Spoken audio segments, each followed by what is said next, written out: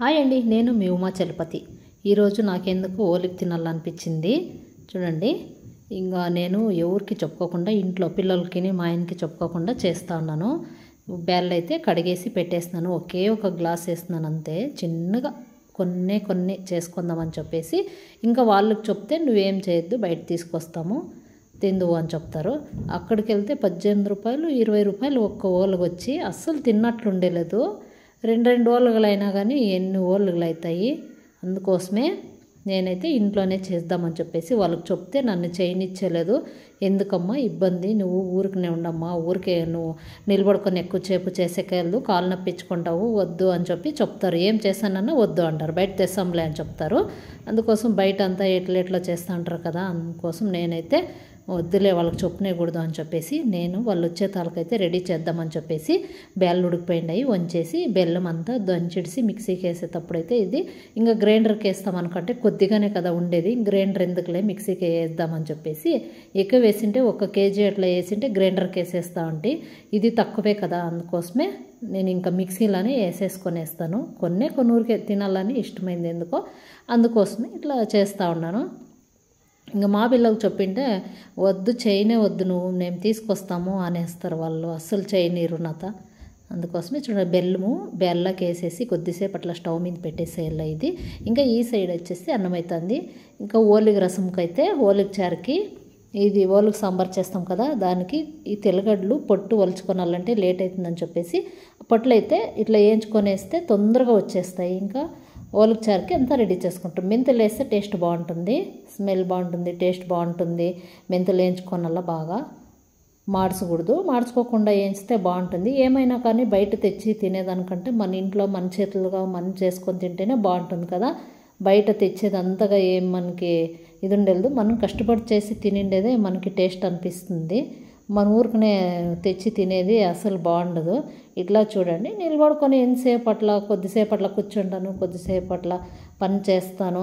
ఇట్లా చాలాసేపు నిలబడితే కాలు నొప్పిస్తే కూర్చొనేస్తాను, కొద్దిసేపు అట్లా చీర పైన కూర్చొనేసి తర్వాత చేసుకుంటాను అంతే.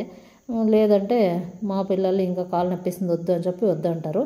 ఇవన్నీ ఎంచుకొనేస్తాను నేను. కరివేపాకు, పచ్చిమిరపకాయలు, ఉల్లిపాయలు, వెల్లుల్లి, జీలకర్ర, మెంతులు అన్నీ ఆయిల్ వేసి వేయించుకుంటాను. నేను చిన్న బండ్లు పెట్టుకున్నాను, ఇదైతే బాగుంటుంది, పెద్దది ఎందుకులే అని చెప్పేసి చిన్న దాంట్లోనే వేయించుకుంటా ఉన్నాను. చూడండి, ఓలుగ రసం అంటే చాలా బాగుంటుంది. అక్కడ ఓలుగ రసం కూడా దొరుకుతుంది కానీ బాగుండదు, సప్పగా ఉంటుంది, నీళ్ళు సప్పగా టేస్ట్ అస్సలు ఉండలేదు. అందుకోసమే నేనైతే ఈరోజు ఇంట్లో టేస్ట్గా చేసుకొని తిందామని చెప్పేసి, పండుగ టైం కూడా అయ్యలేదు చేయాలంటే, ఇంట్లో పూజ పనులు ఎక్కువ ఉంటుంది. ఇట్లా టైం అయితే వేరే టైంలో చేసుకొని తినొచ్చు. ఇట్లా ఫ్రీ టైంలో అయితే టమాటో కూడా ఆయిల్లో వేయించుకొని వేస్తున్నాను. చింతపండు రసం అయితే నేను ముందునే నానబెట్టేస్తున్నాను. చింతపండు రసం అప్పుడే కలుపుకొని పెట్టుకొని వేస్తున్నాను. చారులకు చింతకాయకుండా అస్సలు బాగుండేది ఓలిగ చార. ఇవన్నీ మిక్సీ పట్టేస్తాను. ఇప్పుడు మిక్సీకి అయితే వేసేసాను. చూస్తారు కదా, ఓలిగ చారు అయితే సూపర్గా ఉంటుందండి, చాలా బాగుంటుంది. అసలు 2 రోజులైనా కూడా ఓలిగ చారు ఏం కాదు, చాలా బాగుంటుంది. కాగితే టేస్ట్ బాగుంటుంది.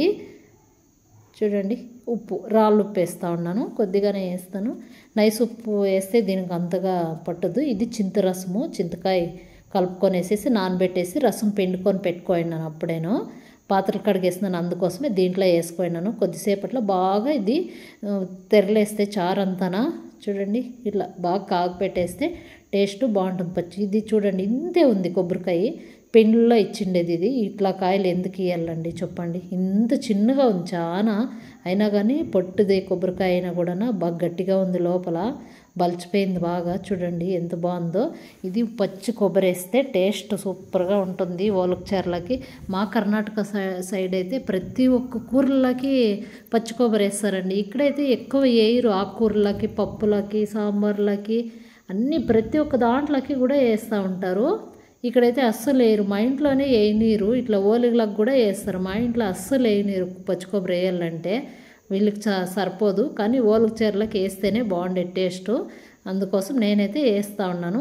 ఇంకా తిరుగుబాత పెట్టేస్తాము. ఆవాలు వేసేసి ఆయిల్ వేసుకొని ఉల్లిపాయలు కట్ చేసుకొనేసి పచ్చి కరివేపాకు వేయాల, బాగా స్మెల్ బాగుంటుంది, టేస్ట్ కూడా బాగుంటుంది. ఇది చూసారు కదా, ఇదంతా ఇట్లా వేసేసుకొని తిరుగుబాత అయితే పెట్టేస్తున్నాను. అన్నం కూడా అయిపోయింది. చూడండి చారంతా కూడా అయిపోయింది అంతాను. చూడండి కొద్దిసేపు అట్లా చార తెరిలిపోతే టేస్ట్ బాగుంటుంది. పక్కన దింపేసేసి ఇంకా నేను ఇది మిక్సీకి వేసేసుకోనల్లా ఇదంతానా. బేళ్ళు మిక్సీకి వేసుకొని వేస్తాను. బేళ్ళు అప్పుడే కలిపి పెట్టినాను కదా అవి. చూడండి కొంచెమే ఉండేది, ఎక్కువేం లేదు, తక్కువ ఉందంతే. ఊరికే తినాలనిపిస్తే చేసుకున్నాను. ఇంకా మైదా పిండి ఉంటుంది కదా, ఓలిగి పిండి, అదైతే ఇది జల్లెడ పట్టుకొని వేస్తాము. ఇది ఎన్ని రోజులు ఉంటుందో, వాళ్ళు తెచ్చిపెట్టి ఎన్ని రోజులు ఉంటుందో, షాప్లో మనం తెచ్చిపెట్టుకొని ఎన్ని రోజులు ఉంటుందో. నేను సరుకులకు పోయినాడో తెచ్చిపెట్టుకొని వేస్తాను స్టాకు. ఇట్లా ఎప్పుడన్నా తినాలనిపిస్తే అవి ఇవి చేసుకొని తినాలంటే ఇట్లా చేయొచ్చు.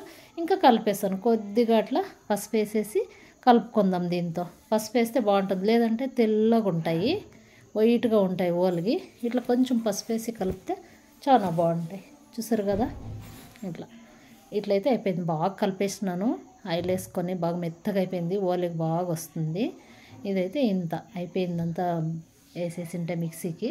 ఇప్పుడైతే ఓలిగి అయితే రెడీ చేస్తాను. మనం చేతుల మీదుగా చేసుకొని తింటే మనకు టేస్ట్ బాగుంటుంది, ఎంతో బాగుంటుంది. బయట తీసుకొని వచ్చి తింటే అంతగా బాగుండలేదు. చూడండి ఇప్పుడైతే ఎన్ని కావాలన్నీ తినొచ్చు. బయట డబ్బులు పెట్టి ఎన్ని తెచ్చుకొని చెప్పండి. ఇప్పుడైతే నీట్గా ఇట్లా చేసుకొని తినొచ్చు. మనకి సల్పాగా కావాలన్నా, దప్పంగా కావాలన్నా, ఎట్లా కావాలో అట్లా. వాళ్ళైతే వాళ్ళకి ఇష్టం వచ్చినట్లు వాళ్ళు చేసి పెట్టింటారు. ఇక్కడైతే మనకి ఇష్టం వచ్చినట్లు మనం చేసుకొని తినొచ్చు. చూసారు కదా, వేడిగా ఓలికి కాల్చేసి దానిపైన నెయ్యి వేసుకొని తింటే సూపర్గా ఉంటుంది.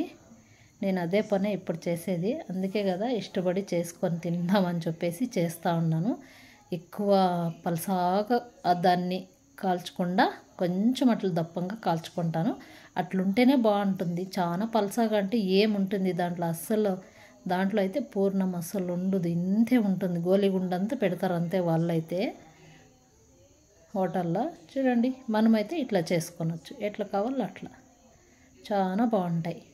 ఈ పెనుము వచ్చేసి నేను కొత్తగా పెళ్ళయి మేము మాత వేరే పంపించిండ్రు కదా, అప్పుడైతే నేను 35 రూపాయలు తీసుకోండి ఈ పెనుము. దీంతోనే చపాతీ చేస్తాను నేను, చాలా బాగుంటుంది. ఎన్ని సంవత్సరాలు అయిపోయిందో ఇది.